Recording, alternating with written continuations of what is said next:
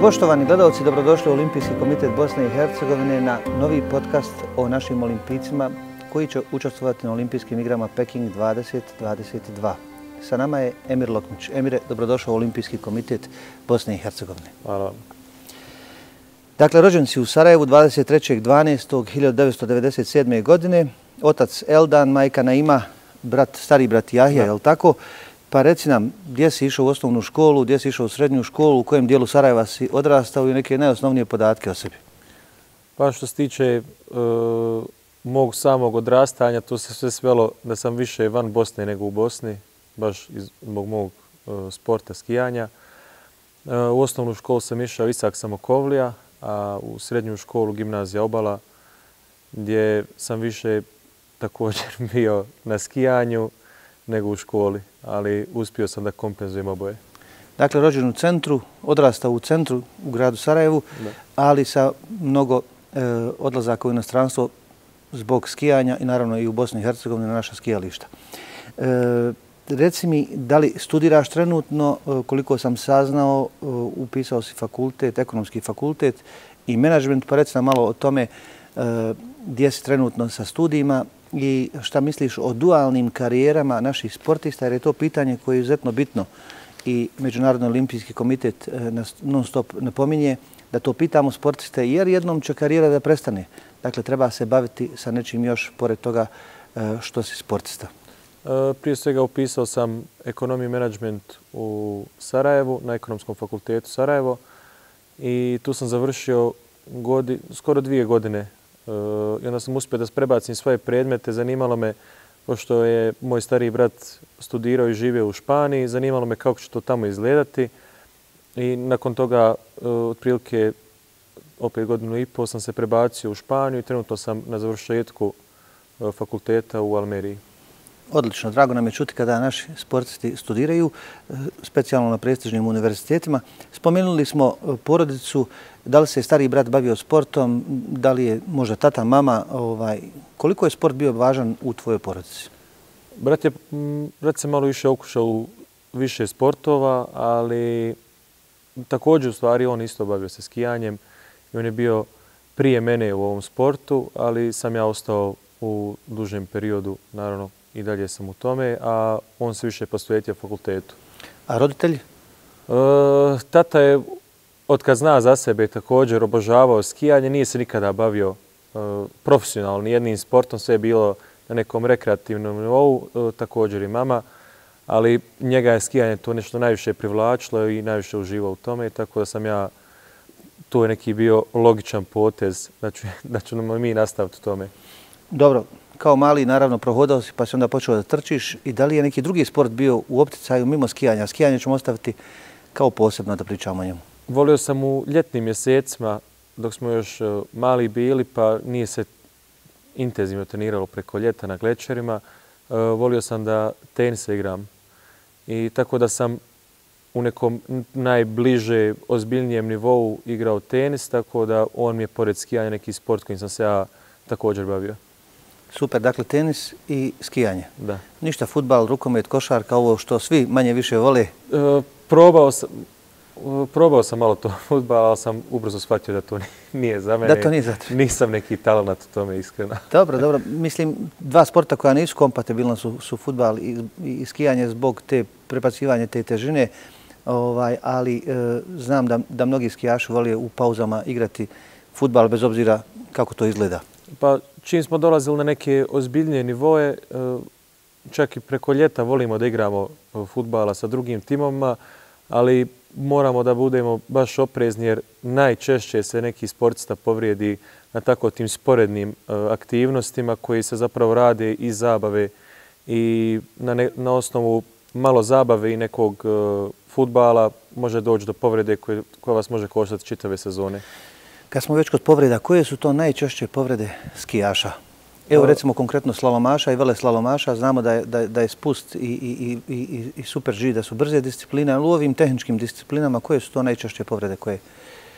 U tehničkim disciplinama najčešće se može desiti rupture ligamenata u koljenu i povrede općenito koljena, pored učestalih lomova od pada i sve zavisno na kakvom zapravo snijegu skijate i na kakav način se to desio taj pad.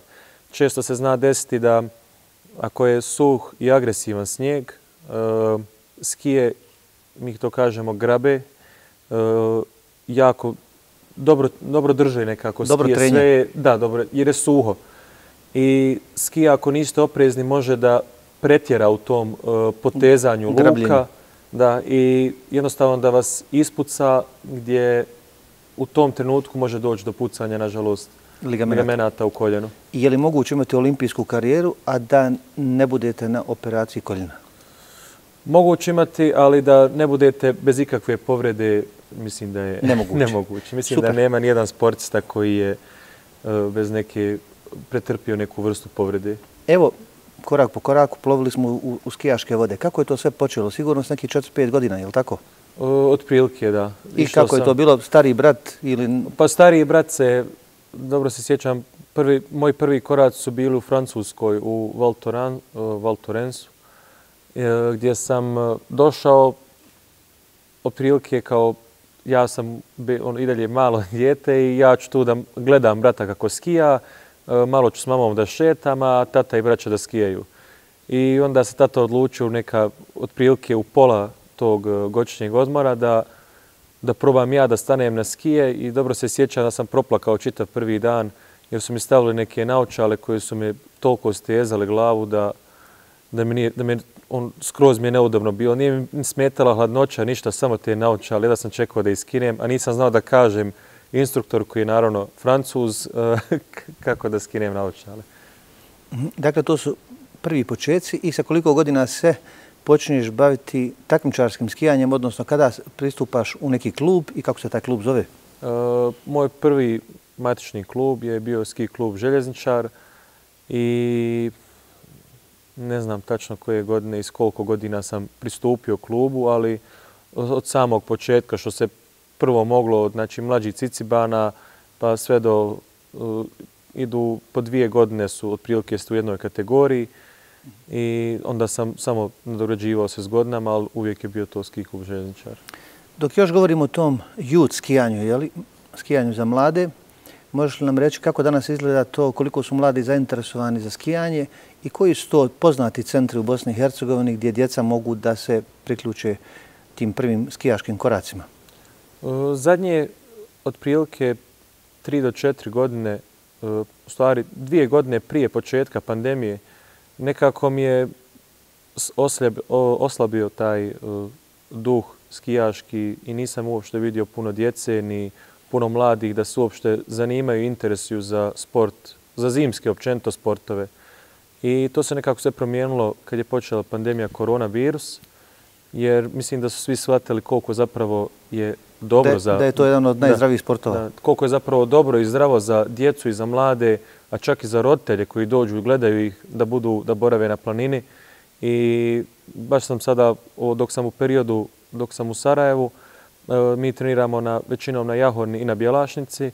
I kad sam otišao gore i ostajemo nakon treninga, kad vidim da počnu dolaziti turisti, sve više i više mlade djece i mladih koji se zanimaju i bave za zimske sportove i nekako bio sam baš sretan da vidim koliko zapravo imati novih ski škola, nove djece i novog interesovanja zapravo. Kad smo već oko tih klubova, svakako želimo da ih pomenemo i da im damo podršku. Koji su to najprepoznatljiviji klubovi u Bosni i Hercegovini u ovom trenutku? Nekada prije 100 godina kad sam ja skijao, bilo je Sarajevo i Željo i pomalo još neki klub. Pa i dan danas ostaje skijaški klub Sarajevo. Ima tu novosnovanih klubova. Mislim da isto u mnogo godina ski klub Bjelašca, ski klub Iliđa i ne znam kako bi imenovao, svaki ima svoje nešto dobro u tome, svaki ima svoje neke posebne faktore koji privlače djecu da počnu u svom klubu. A mimo Sarajeva, da li imamo još neke klubove koji su prepoznatljivi u našim sportskim centrima i koji su to sportski centri gdje je skijanje na nekom, da kažemo, zavidnom nivou ili barem na nekom osnovnom nivou? Što se tiče, primijetio sam da u zadnje vrijeme ski klub Zenica se širi i jako je lijepo da vidim da nekako se to ovdje svelo bilo na skijaši iz Sarajeva, iz istočnog Sarajeva i sa Pala. Jer odmah su ispod Jahorine i nekako smo bili, skijaški svijet u Bosni i Hercegovini se sveo na ta 2 do 3 mjesta. Na grad Sarajevo otprilike? Da, na grad Sarajevo otprilike. I drago mi je da vidim da se klubovi kao što je Karaula i klubovi iz Zence i klubovi sa Vlašća i iz drugih planina počeli aktivirati i to isto mislim da je uzrok ova pandemija što je bila, tako da nije sve loše, nego ima nešto i dobro što je izašlo iz toga. A evo da se još zadržimo malo na tom skijanju za mlade. Je li stvarno zdravo biti na -10 i provesti cijeli dan?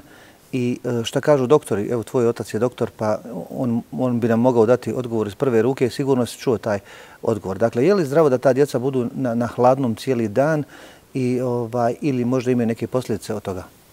Što ja mogu da kažem iz svog ličnog iskustva, da se nisam nikada prehladio od velikog minusa na skijanju. Prehladio sam se nakon što sam sišao u grad i na tim hladnoćama i neadekvatno obučen sam se znao prehladiti. A što se tiče da li je zdravo, može samo da nije zdravo ako opet po meni niste adekvatno obučeni ili dakle, nema lošeg vremena, samo ima loše opreme, jel? Otprilike, da. Dakle, dobra oprema. Da. Evo, već smo kod opreme, je li skijanje skup sport, da li roditelji mogu da izdrže to, jer danas finansiranja su većinom na roditeljima, a ne na onima koji bi trebali da finansiraju. Pa je li skijanje skup sport i mogu li roditelji to da izdrže? Na jedan uvodni nivo mislim da je prihvatljivo jer opet imamo, sve se to nekako širi kod nas i imamo mnoge radnje koje su počele da zastupaju skijašku opremu, skije, pancerce, sve što ide što je potrebno za jednog skijaša i mislim da je sve pristupačnije svim slojevima društva da mogu da priušte sebi tu skijašku opremu. I mislim da za uvodni, znači za početak djece da je koji u svakom drugom sportu da je ista cijena. U redu. Evo sada govorimo o tvom punoljetstvu. Koji su to prvi rezultati koje si ostvario i kada si već ti primijetio da ti rezultati koje ostvaruješ će tebe voditi možda o snu svakog sportiste, a to je da postaneš olimpijac. Dakle, govorimo o prvim dobrim rezultatima. Kada si osjetio da je to? Moj prvi koji nekako pamtim rezultat je bio u francuskom Val d'Isèru, gdje je nešto kao svjetsko prvenstvo za mlađu djecu. Nije za djecu, ja sam tada imao 15 godina,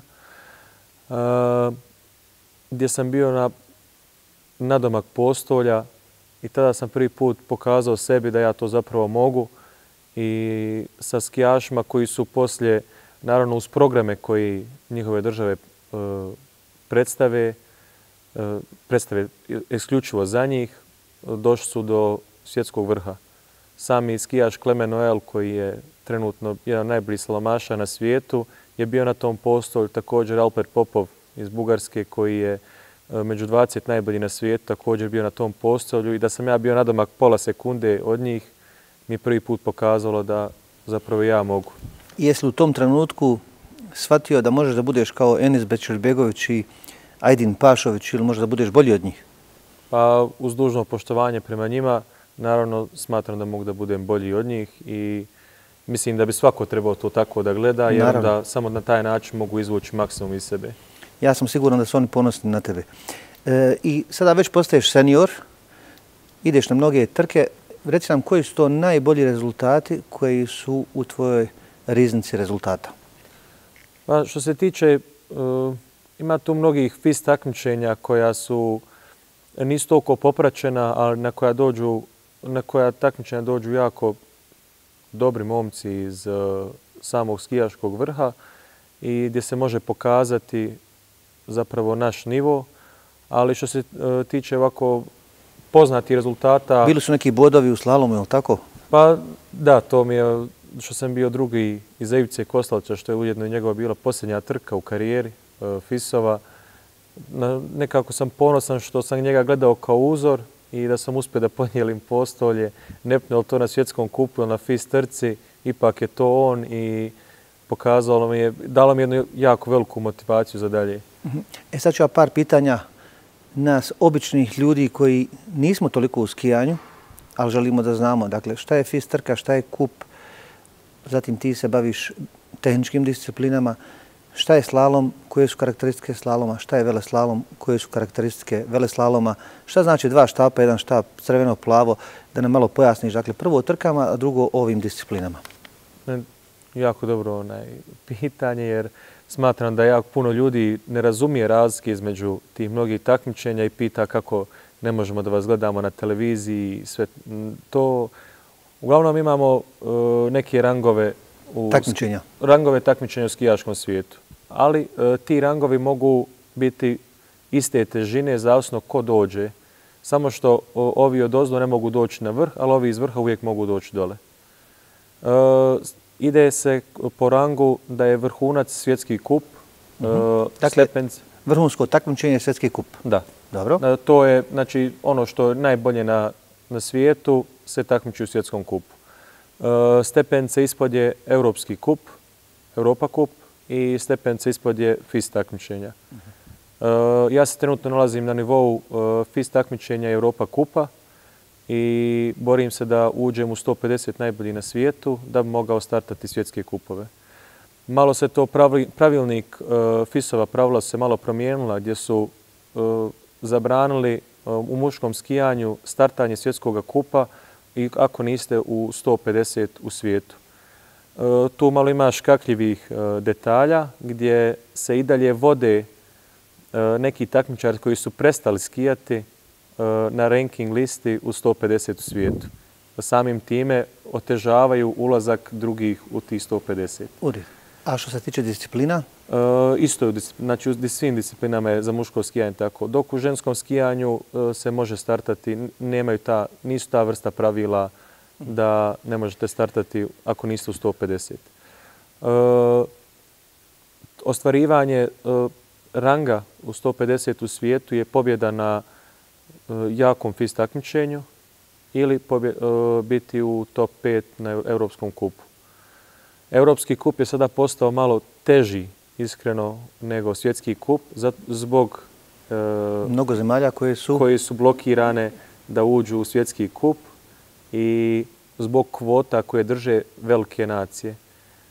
Samim time, dok drže te kvote, svi ostali njihovi moraju da startaju u Europskom kupu i onda Europski kup trenutno puno više takmičara na jako visokom nivou ima nego u svjetskom kupu. Super. Sad samo ukratko o disciplinama. Dakle, vidimo puno štapova, 1 po 1 štap. Šta je to? To je slalom, je li tako? Šta znači ona masa štapova i šta treba takmičar da radi da bi došao do cilja? Mi zovemo kapije. Takmičar treba naravno u svim disciplinama što brže da prođe između kapija. A kako ide? Crvena, plava? Da, crvena, plava i zavisno imate lukove, ali isto sve mora ići crvena, plava i nema... U slalomu ima raznoraznih kombinacija. Jel se u slalomu prolazi između 2 kapije? Vidim da neke kapije stoje 10 metara. Jedna blizu druge. Jedna blizu druge. Da. To mi zovemo vertikala. Da, one su vende ili vertikale i one su kratke promjene ritma. Super. I kako se bira osoba koja će postaviti stazu? Jer ja vrlo često čujem stazu je postavio Tone Vogrinec u moje vrijeme. Odluka postavljanju staze je sve na FIS-i. Na tehničkom delegatu, ili? Mislim da trenutno da se određuje na par dana prije ko će postavljati stazu i da se određuje na sastanku nacija koja je zapravo postavljač staza. Veleslalom, to su po 2 kapije, je li tako? Sa zastavicom. I isto se ide crvena, plava, isto neko postavlja stazu i puno su veće brzine. Da. Sada, da li je potrebno imati različitu građu za slalomaša i veleslalomaša jer se postiču veće brzine na veleslalomu i staza je otvorenija, je li tako? Često viđamo razlike da imamo slalomske skijaše, veleslalomske skijaše i da imamo skijaše za brze discipline. Rijetko u historiji da se desi da imamo jednog skijaša koji je, mi ga zovemo overall, znači da je konkurentan i da može osvojiti medalju u svim disciplinama. U svim tim disciplinama. Zato što ta vrsta tijela vašeg i kako ste građeni, na koji način se pripremate zapravo zavisi jako puno. rijetko ćemo vidjeti takmičara u brzim disciplinama da je konkurentan u slalomu. Isto tako takmičara u slalomu koji je u vrhuncu da bude konkurentan u brzim disciplinama. Danas govorimo o tebi. Šta tebi više paše? Da li te tehničke discipline, odnosno koja konkretno disciplina? Ja sam sebe pronašao u tehničkim disciplinama, prije svega u slalomu, ali mislim da sam jako konkurentan i u veleslalomu, ali nekako sa svim tim koliko zapravo možemo da treniramo, mnogo nam je lakše trenirati slalom što se tiče uslova i s čime mi raspolažemo, tako da sam se više fokusirao na disciplinu slalom. I sada pitanje koje je sigurno pitanje na koje možeš dati kvalitetan odgovor. Šta je potrebno za taj vrhunski rezultat i šta je potrebno za taj takmičarski nivo u smislu logistike, potpore, podrške i tome slično? Trenutno na mom nivou na kojem se ja nalazim, samo uzet ću za primjer da malo pojednostavim samo jednu disciplinu, a to je slalom. Moram da imam otprilike 8 do 10 pari slalom skija po sezoni. Svašta varira od tvrdoće, materijala skije, postavke vezova, setapa, mi ga zovemo kolika je visina, milimetraža, koliko ste odmaknuti od snijega, minimalno 2 para pancerica, također sa uglovima, sa tvrdoćama i tu se može svašta desiti. Ako imate jedne skije na kojim se baš dobro osjećate i koje su zapravo brze, može se desiti da padnete, da ih uništite u jako kratkom, u samo jednoj vožnji ili da, nažalost, ako naletite negdje na neki kamen ili na nešto, možete da oštetite jako plohu i te skije više nisu upotrebljive. I to je samo za jednu disciplinu. Pored toga, rađenje skija, postoji mnogo različitih načina rađenja skija, od oštrenja skija turpijom, različite granulacije do oštrenja skija mašinom, također različite granulacije, sve zavisno kako ravna se prema vašem stilu skijanja i prema vašim, stvari prema uslovima koji su idući dan koji će biti na stazi. Na primjer, gledao sam sada, dobio sam video juče iz Pekinga kako će izgledati to sve i koja vrsta snijega i na koji način se priprema staza. Ima velika razlika između zaljevanja staze i injektiranja staze. I velika je razlika da li ima vjetra. Šta je zaljevanje, a šta je injektiranje, da i mi znamo? Zaljevanje staze je to koji sve iz crijeva... Sa vodom? Da, iz cijevi sa vodom se zaljeva staza. A šta bacaju iz onih kanti? Evo ako da i to pojasnim. Injektiranje, imamo injektore koji ubrizgavaju vodu direktno u snijeg. Zaljevanje je malo drugačije zato što ako je jako velika hladnoća, stvara se led nad ledom i to bude mnogo skliskije nego injektiranje koje zapravo ide duboko u snijeg. Bacanje iz kante je zapravo so ili mi je zovemo so. Koja otapa možda površinski dio? Kombinaciji sa vodom, snijegom i soli, ako ima dosta vlage u snijegu, to se ledi na jedan period i zapravo stvara jednu jako tvrdu površinu. Baš mi je drago da sam i to saznao. Odlično. Da nastavimo dalje sa našim pitanjima. Dakle, može li se živjeti od profesionalnog skijanja i kada je skijaš došao na taj nivo da je na tom nivou da može da živi od profesionalnog skijanja? Smatram, ako ste konkurentni u top 30 u svjetskom kupu, može se živjeti od... Dakle, samo njih 30 može da živi od alpskog skijanja? Onih koji su konstantno u svijetu? Da, oni mogu da žive. Samo uzimam u obzir samo alpsko skijanje. Sve države imaju otprilike isti pristup odnošenju sportista, na koji način ih država pomaže. U ovom primjeru ću uzeti samo skijanje. Svi skijaši i čak skijaši na mom nivou se vode u svojim državama ili kao, uzet ću Italijane, kao karabinjeri ili kao vojska. Hrvatska radi na nivou vojske, Srbija radi na nivou vojske, Slovenija radi na nivou vojske. Vode se kao da su zaposleni u vojsci. Naravno, odrade svoj dio što trebaju, ali se ne vode se kao zaposleni. Bilo bi lijepo da i mi u Bosni i Hercegovini imamo barem nekih 50-ak sportista koji su uposleni ili u policiji ili u vojsci na državnom nivou, kako ne bi morali razmišljati o osnovnim troškovima, životnim troškovima i kako bi mogli da i zasnuju porodice.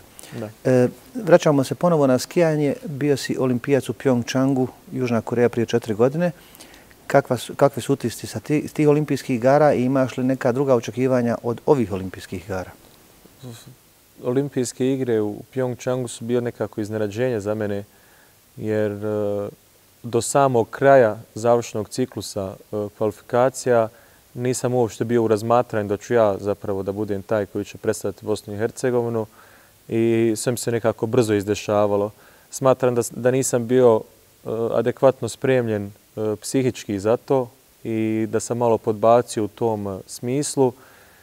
I nakon te olimpijade sam odlučio i znao na čemu ću raditi ponajviše i mislim da sam jako spreman za ovu sada predstojeću olimpijadu i kao što se kaže, naučio sam na svojim greškama od prošle. Evo, spomenuo se ovu olimpijadu, naravno bez ikakvog pritiska. Mi ćemo postaviti jedno pitanje svih pitanja, dakle, možeš i orijentaciono odgovoriti, ne moraš baš direktno. Šta očekuješ od ove olimpijade? Da li je moguć plasman među 30 ili nešto drugo što ti smatraš da je moguće? Sa svojim nivom skijanja, ako mogu da odskijam kako sam zamislio, bez ikakvih problema smatram da je plasman među top 30 na svijetu moguć i samo želim da budem dobro pripremljen, dobro odmoran i da imam taj adekvatni, što spominjem konstantno, setup za skije, da znam šta će biti pravi materijal i odgovarajući materijal za tu vrstu snijega i tu vrstu neke postavke i uslova na stazi, da mogao zapravo da pokažem svoj maksimum i ako se sve poklopi bez ikakvih problema. Kao što znaš, mi u Olimpijskom komitetu, pored tih trogodišnjih stipendija i nekih drugih travel subsidija, zatim svega onoga što je potrebno za olimpijske igre, mi smo uspjeli da obezbedimo i servisera za našu reprezentaciju. To je prvi put da ćemo voditi i servisera, te se nadamo da će biti pri ruci našim olimpijcima. Htio sam da te pitam za kraj faktički 2 pitanja. Da li postoje neki treneri ili neki prijatelji iz reprezentacije koje bi želio da pozdraviš? I druga stvar, da li ima neko u tvom životu koji je učinio mnogo toga i koji je bio presudan da ti budeš olimpijac, evo već sada 2 puta? Pa, trener, moj prvobitni trener s kojim sam ja, ajmo reći, odrastao i koji me uveo u svo to, u stvari prošao sam jako puno faza sa njim što se tiče jednog skijaša, je Nedžad Mirojević i on me zapravo doveo na taj neki nivo na koji mogu da budem, da kažem, konkurentan za jednog olimpijca. A u zadnje 3 godine smo promijenili trenera. Trenutno radimo sa trenerom Ognjen Dragoljević i meni je dobro došlo kao jedna svježa promjena i našli smo nekako zajednički jezik gdje razumije me bez da mu ja išta kažem i razumije me kako se ja osjećam u nekim trenucima, što je meni više bitno nego ono što će da mi kao trener da mi objasni kroz neke šta radim pogrešno. Da, šta radim pogrešno, šta radim dobro i mnogo mi više značio taj dio jer mi je trebalo to. Da, jer u tome sam zapravo zadnje 2 godine najviše radio jer mi je to najpotrebnije, smatram da mi je to najpotrebnije da napravim tu prelaznu tačku za sami svjetski vrh. Ostalo je svega 10-12 dana do odlaska na olimpijske igre. Da li imaš neke planove, da li treniraš u Sarajevu ili negdje u okolici? Koji je plan? Trenutno smo na Jahoni na treninzima. Upravo sam došao malo prije sa treninga. Za sada je plan da smo tu narednih nekoliko dana dok su dobri uslovi. Onda idemo za Sloveniju. Vraćamo se opet u Bosnu na Kupres. Tamo ćemo voziti neke trke i također trenirati i onda sve se nekako približava te preskonferencije. Prvo preskonferenciji 28. Da, na tome moram da budem i onda će biti malo smirivanje utisaka, trenirat ću kondiciju da budem što bolje spreman za put prije svega jer je daleko, a onda za sve te što tamo predstoji, što će da me snađe zapravo u Kini. I evo za kraj, Da li ima neka anegdota koju bi želio da spomeneš? Da li smo nešto zaboravili?